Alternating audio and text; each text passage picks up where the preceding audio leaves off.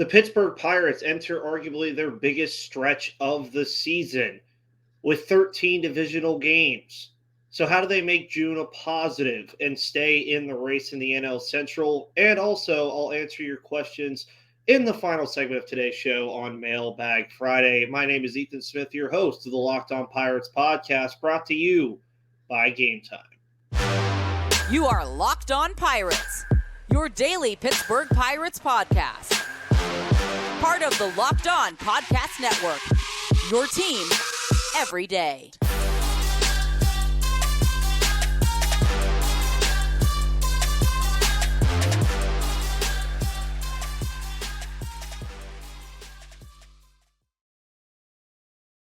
And welcome back, everybody, to the Locked On Pirates podcast here on the Locked On Podcast Network, where it's your team, your Pittsburgh Pirates, every single day. My name is Ethan Smith, your host of that wonderful show. Make sure you follow me on Twitter at MVP_Ethan, and that you follow us and leave a good review and turn on notifications on any podcast platform that you find this show, YouTube, Spotify, Odyssey, Google Play, or wherever you get your podcasts. And the month of June is here. Hopefully everybody enjoyed the episode yesterday with JD Hafron of Locked On Cardinals. We did a deep dive into a preview for that series between two NL Central foes. And one of the talking points of that entire crossover, of course, was talking about why this NL Central division is up for grabs. And right now, every team in the division is separated at the time of recording by about 5 games, I believe. The Milwaukee Brewers actually lost last night, if you guys remember me on that episode talking about the Pirates. If they win today, they would be a half game behind the Milwaukee Brewers right now. And it's a very big weekend for the NL Central in particular, because you get the Pittsburgh Pirates playing the St. Louis Cardinals in a 3-game set.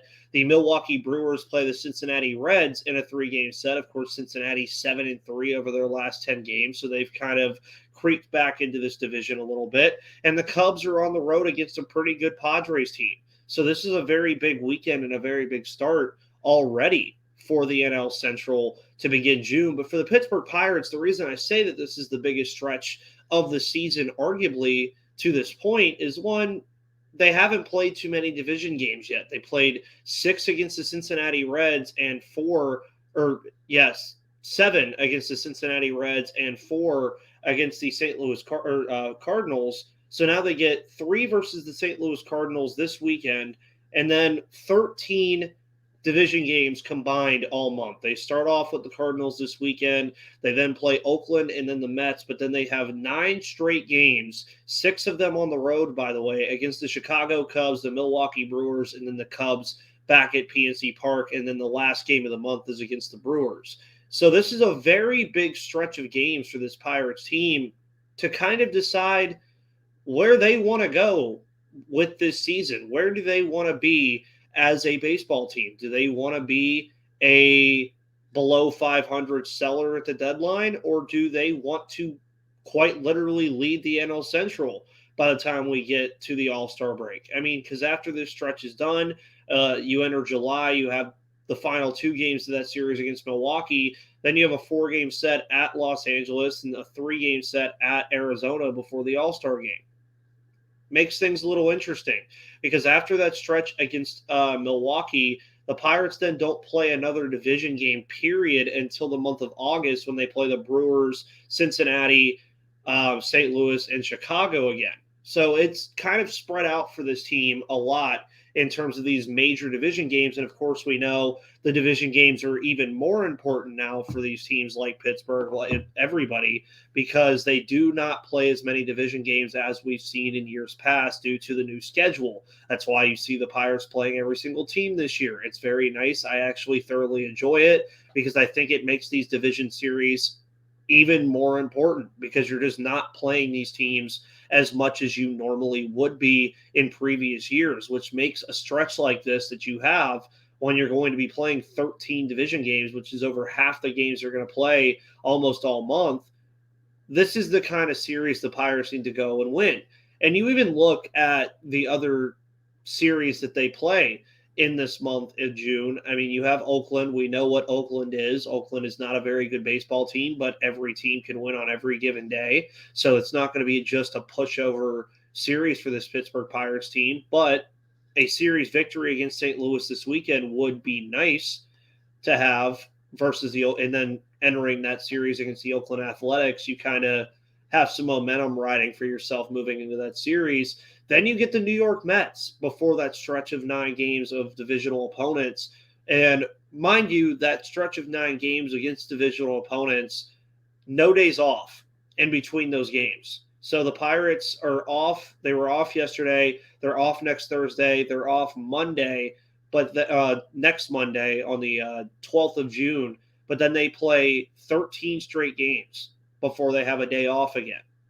That's going to be a very interesting point because you also feature a series against the New York Mets in here. That's a team that they're kind of close with in the standings right now if we're going to think wild card. And then they also play the Padres. The Padres are a team that obviously will look a little bit different probably by the time we see them at the end of June, but similar records, similar stature right now. The Padres, of course, are a better team on paper than a lot of teams in Major League Baseball, so they'll figure it out eventually. But again, another big series there in the National League. You also have the Miami Marlins. They're not going to win the NL East. The Braves are probably going to win the NL East due to the slow start of the New York Mets and the Philadelphia Phillies. So you kind of want to have an advantage on the Miami Marlins too when you're looking at standings. Because this is it's hard based off of the month of May that the Pirates had for us Pirates fans to be able to scoreboard watch and look at the schedule and say, oh, we could have an advantage on this team going into the All-Star break. But it's a real thing, folks. The Pittsburgh Pirates are right there in the standings. They are right there. You cannot make it up. They're half game behind Milwaukee at the time of recording. They play the St. Louis Cardinals this weekend. And as JD said on the show yesterday, you're going to get a desperate Cardinals team in this series because the Cardinals cannot afford to throw these division games away like in years past when they were leading the division with no issues. The slow start that St. Louis had is not offering them that, which is why the Pittsburgh Pirates had their good start, and that was a very good cushion for them to have because you could make the argument Pittsburgh could survive a moment like that in a division series, but then if it starts tallying up, like let's say they only win 3 of those 9 games against Chicago and Milwaukee, or even 3 of these 13 division games or 5 of these 13 division games, that's when things are going to get a little interesting for this baseball team. But the month of June is going to be very important. It's going to be arguably the most important spot of the season for this Pittsburgh Pirates team, just because I think it's going to dictate where this team moves forward heading into July and the All-Star break and the trade deadline. They could either be 4 games up in the division or 6 games out of it, just based off of the schedule alone. And then obviously looking forward ahead to August, that's when things get really interesting again with Milwaukee, Cincinnati, St. Louis, and Chicago all on the schedule. It's interesting. And I think it's something to keep an eye on about how they play this first week and a half, especially against the St. Louis Cardinals. You want to see them come out this month and start the month the way they ended May. Because they get the series win finally in May, beating a pretty solid Giants team. Head into this series with momentum. You're at home for the first 9 games of the month. Start the month hot, guys. That's how you do it. But how do the Pirates make June a positive month for themselves? I'll talk about that shortly. But I got to let you guys know about the wonderful people over at Game Time. Of course, today's episode is brought to you by Game Time. Buying tickets to your favorite event shouldn't be stressful. Game Time is the fast and easy way to buy tickets for all the sports, music, comedy, and theater near you. With killer deals on last-minute tickets and their best price guarantee, you can stop stressing over the tickets and start getting hyped for the fun you'll have. Forget planning months in advance. Game Time has deals on tickets right up to the day of the event. Get exclusive flash deals on tickets for football, basketball, baseball, concerts, comedy, theater, and more. And of course, the Game Time guarantee means you'll get the best price always, because Game Time will credit you 110% of the difference if you find tickets in the same section and row for less. So download the Game Time app, create an account, and use code LOCKEDONMLB for $20 off your first purchase. Terms apply. Again, create an account and redeem code LOCKEDONMLB for $20 off. And download Game Time today. Last-minute tickets, lowest price, guaranteed. Of course, I hope you guys all had a wonderful Memorial Day weekend. I know it's kind of later in the week now to be saying that. But Gary should be back on Monday for Gary Morgan Monday. Obviously, we'll be talking about the Cardinal series on Monday. We may also try to get Jason Burke on the show from Locked On Athletics. Craig Toth will be on Thursday, as that didn't happen this week just because of scheduling and a bunch of other things. And then, of course, Mailbag Friday every Friday. So you look at this schedule that the Pittsburgh Pirates have heading into this month, and it's not all that scary. It's scary about the implications that said schedule could have if they don't perform well and perform much like they did in May. But as far as the opponents go, I mean, you look at the teams that they faced in May. You faced the Tampa Bay Rays, who just got win number 40 the other night. Toronto is a very good team. Colorado, not so much. Baltimore, very good team. Detroit, they're in the AL Central race because that division is just as bad as the NL Central, if not worse. Arizona, good team in the NL West. Texas, one of the top teams in the American League. Seattle, one of the top teams in the American League. San Francisco was hot entering that last series. Now you get the below 500 Cardinals, the below 500 Athletics, the just above 500 Mets, the below 500 Cubs, the just above 500 Brewers, the below 500 Cubs, the just above 500 Marlins, the below 500 currently San Diego Padres. But again, I think that'll change by the time we get to the end of June, and then Milwaukee for that last game. On paper, it's a much easier schedule for the Pirates to manage here. But how do they make this month a positive? How do they go into this month and say, okay, this is how this is going to work. This is what we're going to do the best way we can possibly do it. Well, I mentioned pitching a lot over the past week and a half, 2 weeks or so, amidst the Pirates having this losing streak. And the reason why that I mentioned pitching so much is just because of the fact that it's what's kept this team afloat. Even when they fell to 26-27, the pitching was still standing up on its head. And obviously part of that is due to the maturation of Mitch Keller. Rich Hill has also had his good spots and his bad spots. Roansy Contreras has not been terrible. He could be better, but he has not been terrible. He's been serviceable. Johan Oviedo, thrown into the rotation, probably didn't expect to be there, has done fine. I would, again, say it. I would expect at some point the Pirates might flirt with having an opener for Oviedo just because of those struggles that he has in the first inning almost constantly. And then you have Luis Ortiz. He pitches this weekend. Luis Ortiz is kind of finding his stuff a little bit. You also look at Vince Velasquez before his injury. He was pitching really well. We mentioned the bullpen the other day for this Pittsburgh Pirates team that has been on a tear as of late. I mean, Jose Hernandez, Dauri Moreta, Colin Holderman, David Bednar. It's one of the best bullpens in all of baseball right now. That's just the easy way to say that.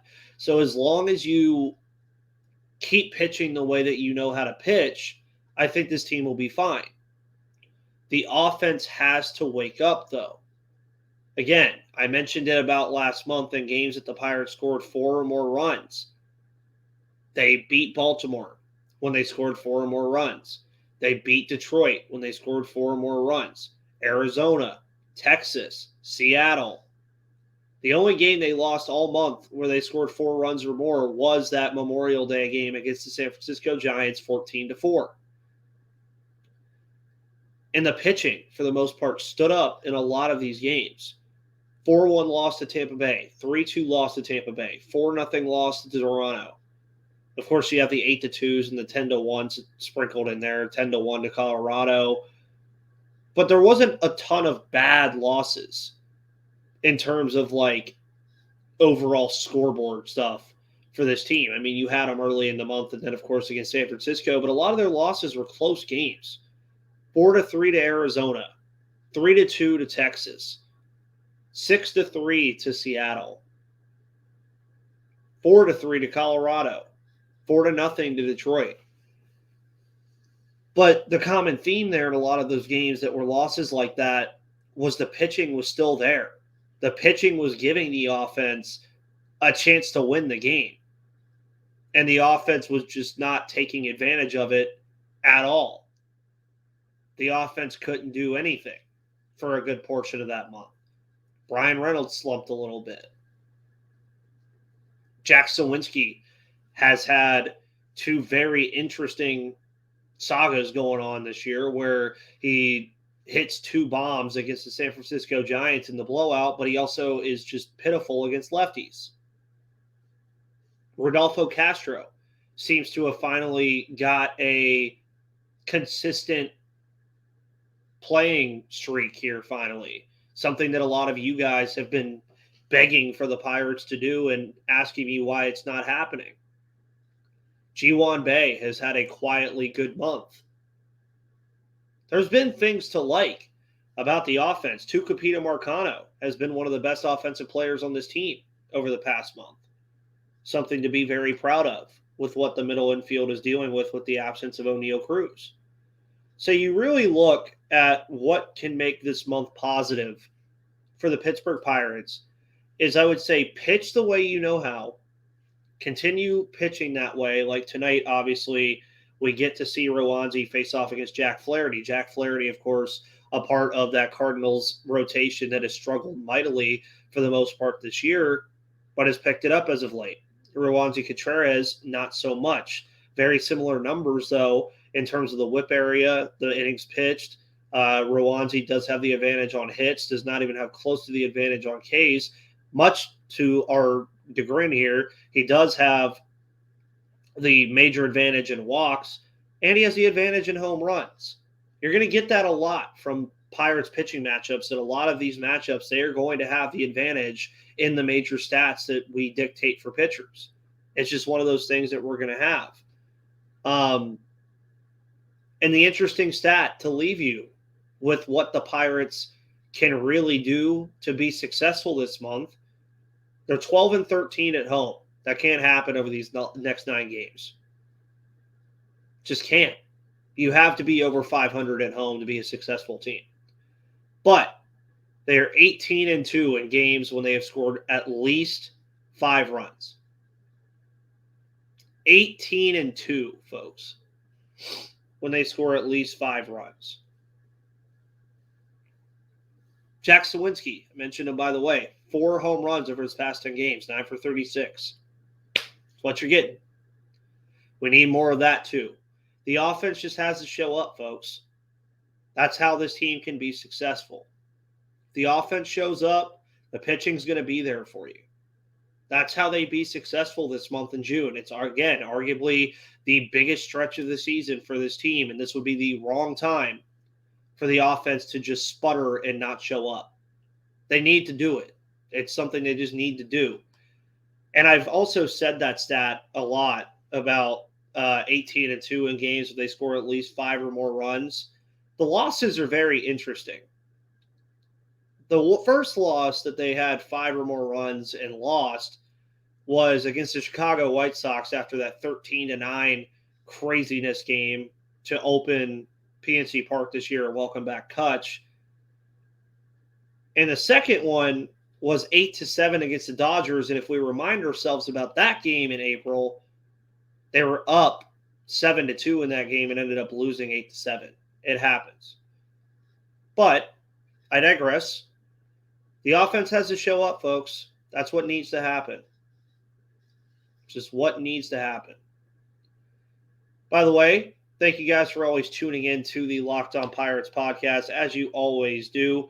here on the Locked On Podcast Network, where it's your team, your Pittsburgh Pirates, every day. Again, make sure you please follow, like, subscribe, and leave a good review for me wherever you're listening to your podcast, be it YouTube, Spotify, Odyssey, Google Play, or any other one that I may not mention here on the show. But it's Mailbag Friday. We got 3 questions from you guys today from some familiar names of the show. And we'll get started with Caleb. With how bad May has been and still in it for the Central, does the front office need to decide starting the Cardinals series whether they want to contend all in or still hold out for the future? Call-ups, etc. to add firepower. Also, we'll be at the ballpark June 2nd and 3rd from South Carolina. Well, Caleb, for starters, I hope you have fun, brother. I really do. I hope you're going to have fun. I've been to PNC before. It's freaking awesome. You're going to absolutely love it, dude.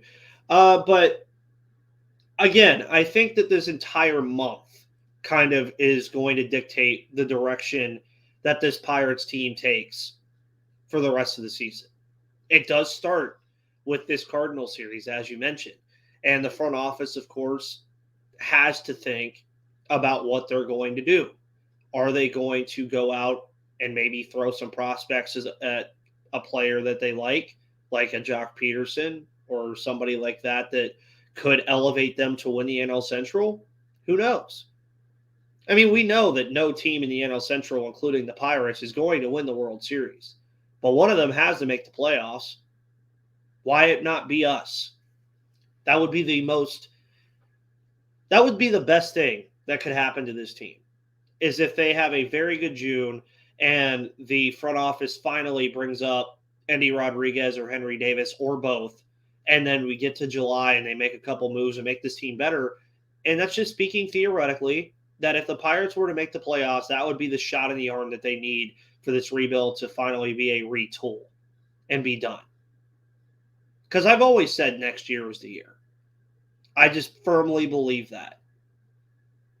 Just with what's going to be available at their disposal, the prospects that will still be in the minor leagues that will then eventually be available at their disposal next season.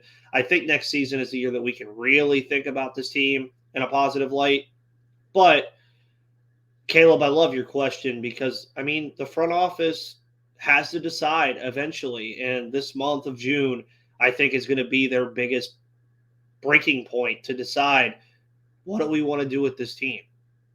Do we want to invest a little bit and throw some of the future away?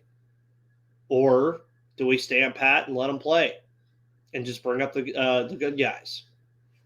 I think that's the best thing that the Pirates could have happen, is have a very good month of June, bring up the top prospects, and then maybe make a move or two and really go for it. And I think they can. F. Stover, biggest area of need right now? Definitely not pitching. I actually probably would like a 5th arm in the rotation just because we don't know what's going to happen with Vince Velasquez moving forward with his injury. So that's something to keep an eye on. But I think the Pirates desperately need an actual shortstop to play over there behind O'Neal Cruz when he comes back. Now, that could be internally. You see Chris Owings can do it defensively. One guy that I always keep pinpointing right now that I would love to see up here is Jared Triolo. That's a guy that I wouldn't mind seeing whatsoever play that position. And even when Cruz comes back, nothing wrong with Marcano over there. He's just not that great as a shortstop. That's no slight on him at all. I think he'll fit great at second base when Cruz comes back. I think he'll be just fine. Ji-Hwan Bae cannot play shortstop. Rodolfo Castro cannot play shortstop. They don't really have an option there that also brings some offense. I think that's the biggest issue. Now, also, one of the things the Pirates still keep running into, if we remember last year, anytime they faced a lefty, they were screwed just because of who was available to them. Not so much this year. You have Connor Joe, Jack Sawinski to kind of platoon that. You have Ji-Hwan Bae and Rodolfo Castro to kind of platoon righties versus lefties. They have that available now. But I wouldn't mind another right-handed power bat in the lineup. Most of the power bats that you see in the lineup are Rodolfo Castro against lefties. he dominates against lefties. Brian Reynolds, switch hitting power hitter. He can do it. Jack Sawinski dominates against righties in the power hitting department, but they don't really have a just pure right-handed power hitter on this team that I can really think of. I mean, Connor Joe, kind of, but he's not like your ideal kind of guy to say is a power guy. So I wouldn't mind them going out to go get something like that. Carlos Santana, of course, a switch hitter as well. Chris Owings isn't one. Hedges isn't one. Delay isn't one. So I think that's something that the Pirates could possibly do too. But I think we'll have a more clearer picture on what the areas of need will be depending on when the trade deadline comes around and where the Pirates are in terms of a contending window for this season or wherever they end up. And Eric Vona, can we leave Bay alone yet? Why can't we force feed Marcano to hit lefty bats? He's playing well and offers so much more than Owings. So I kind of answered this with the Caleb question and the Stover question in a way. Ji-Hwan Bae is an interesting case just because he brings so much to what the Pirates are trying to be, which is a small ball team. And he is the typical small ball player. He's going to put singles on the board for you, get on the base pass, make life a living hell for the catcher and the opposing defense and score runs and create runs. So I would like Bae in a smaller capacity, I think, though. He has played really good as of late. Marcano is my choice of everybody to be playing that spot. I think Marcano just needs to play shortstop. I know I said that he's not a shortstop, but he just needs to because all the guys that I just mentioned and Rudy Castro, all of them offer way more than Chris Owings. Sadly, Chris Owings is just the benefactor of ridicule. He's getting ridiculed because of O'Neal Cruz's injury. Here to tell you, folks, Chris Owings wouldn't even be on this roster if O'Neal Cruz wasn't hurt. But they just need something over there defensively every once in a while. That's why, again, I wish Jared Triolo was healthy so he could come up and make an impact with the bat and defensively at that position. So I think at some point they will probably start letting Marcano face more lefties. I wouldn't see why not. And that's been kind of a talking point a lot this year with Derek Shelton is why he lets Sawinski face lefties so much but doesn't let Castro face righties and doesn't let Marcano face lefties and so on and so forth. So I don't know. But the middle infield is going to figure itself out. Guys, please enjoy the game tonight. The Pittsburgh Pirates invite the St. Louis Cardinals to PNC Park to kick off a series of 9 straight home games in this homestand. Again, it's a very important month, everybody. Please tune in to the Locked On Pirates podcast and follow me on Twitter at MVP_Ethan or at Locked On Pirates for all of your analysis, opinions, and coverage of this crazy month of June that the Pirates are about to have. My name is Ethan Smith, your host of the Locked On Pirates podcast here on the Locked On Podcast Network. We're your team, your Pittsburgh Pirates every day, and I'll see you on the flip side.